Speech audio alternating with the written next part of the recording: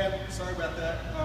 Sorry, I didn't go over some of the information. I wanted to kind of touch base on some of the FABs of the bike, but also functionality. ABS brakes, I know that they said you probably haven't had ABS brakes in the past. Something that I always recommend to riders that are new to ABS is try to find an area of concrete, maybe an uneven section of concrete or something like that. Roll the brakes over that to allow it to engage so that you know exactly what's going to happen when you're out on the road. If something was to happen, you have to lock it down. It's also a link system. You're going to notice the bike sitting down evenly a little bit more than normal. Not to be aware, not to be alarmed, I'm sorry. It's just a link system. So come on up here.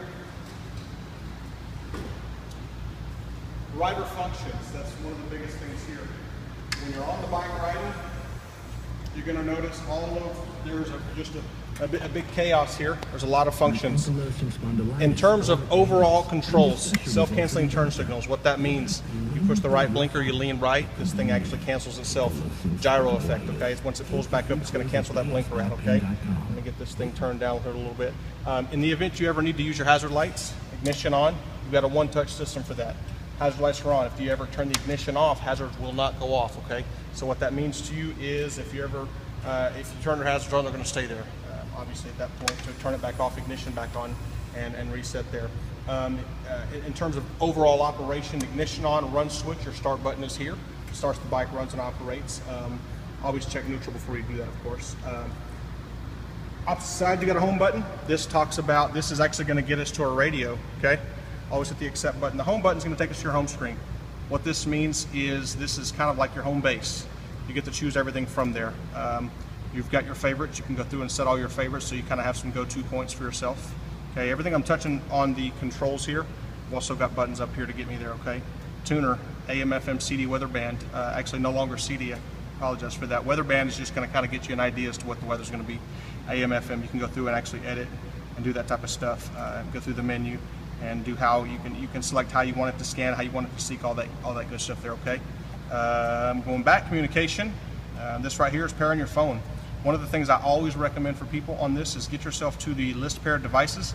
At this point, use the radio to search your phone instead of using your phone to search the radio. I'm sorry, I said that opposite. Use your phone to search the radio. I said it backwards, I apologize. Because what happens is a lot of times there's a lot of Bluetooth devices around, and this radio is going to try to seek all that out. Use your phone to search the radio. You can actually pair it that way. It makes it a lot easier. Okay, going back again. You can go through, change your ringtones, Bluetooth, all that stuff. You got your settings there, so it makes that part pretty simple. Home button again, setup. What this is going to do is it's going to allow you to set up all your audio, of course, bass, treble, all that good stuff, and then going through your head speakers and headsets. Now at this point, we don't have that function. We're not actually paired for that on a Street Glide, but if you ever were to put any sort of headset device or anything on the bike, you can actually go through and actually control that stuff here. Display brightness, the button brightness, colors, go through, change your background screens, all that good stuff, okay? Just kind of select however you want it to look, and kind of personalize that a little bit. And navigation, this is kind of the cool part. Get out on a Saturday and you want to do like a dealership hop, whatever the case may be. I only use this one because it's preloaded, it's just easy to show. You can go through here and kind of just actually, it's going to calculate the route is being calculated. At that point, you hit the go button, it's going to take you wherever you go.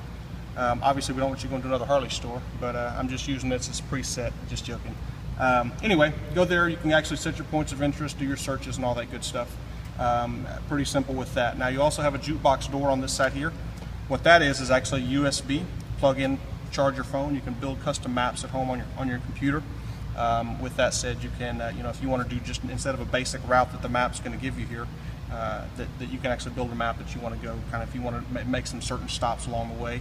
That type of stuff. And if you ever lose Bluetooth pairing and you decide you want to just plug your phone in, you can just slide your phone in here, leave it connected through Bluetooth, and you're good to go. So when the Bluetooth is connected, all of your messages, all of your text messages, your phone calls, all that stuff is going to actually be shown on the screen. When that happens, you actually have settings there too that you can set, how much of the message you want to show, that type of stuff. It's kind of nice. It's a pretty cool little setup there. Cruise control. One of my favorite parts of cruise control. One of my favorite parts of the bike, I apologize, is cruise control. Turn the cruise control on, set and resume. It's electronic cruise, not a throttle lock, okay? What that means is you set resume, your indicator here on the dash is going to show green. At that point, you basically tap either brake or force the throttle back, and that's going to kick the cruise control off, okay? One more thing that I wanted to show you, it's really cool, especially right now since it's so hot. It's called, I call it, for lack of better terms, it's a rear cylinder shutoff feature. Ignition on, run switch on, and if I turn this throttle backward, okay, let me see, I need to turn cruise off. Remember that part. I'll turn this throttle backwards, okay? We're going to look at the cruise control light. At that point, I'm flashing amber. You see that there? What that means is my rear cylinder shutoff feature is now turned off. At this point, the bike's going to get as hot as it wants to. Okay, it's going to continue to get hot. If you're sitting in traffic, all those things, there's no air. It's an air-cooled motor. Okay, now when I do that again and I roll that again, it's going to flash green. At this point, the rear cylinder shutoff mechanism or feature is turned on. Now, as a rider, all I do is turn it on or off. That's it. At this point, the bike operates and does on its own. Once this thing actually motor reaches a certain preset temperature, what that's going to do is it's going to, only when you're sitting still, it's going to shut your rear cylinder off. Okay, everything still moves. There's no fire to the rear cylinder. That's the only thing you're losing is the fire to the rear cylinder.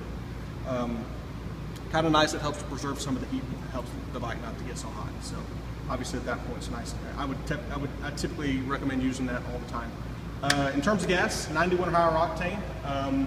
I prefer 93. If you ever get stuck in a situation where you do have to use a lower grade gas, just get enough to get you to the next gas station where you can run 91 higher.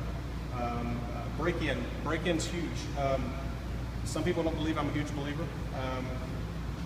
First 500 miles, 25 to 3,500 RPM. If you're a heavy engine braker, try to put engine brake it off if you can. Just use the brakes and stuff for that. Try to hold a sustained period of time at a certain RPM. It's not so much the speed I'm concerned about, it's more the RPM. So at this point, if you're turning 3,000 RPM for a 100-mile stretch, that's what you want to try to avoid. Fluctuate the RPM as much as you can during the first 500 miles. You can go ahead and relax after that and run it on up to, after the first 500, between 500 and 1,000, go ahead and run it on up 35, 4 in if you need to, but just visit there, don't stay there. Other than that, thanks again for everything.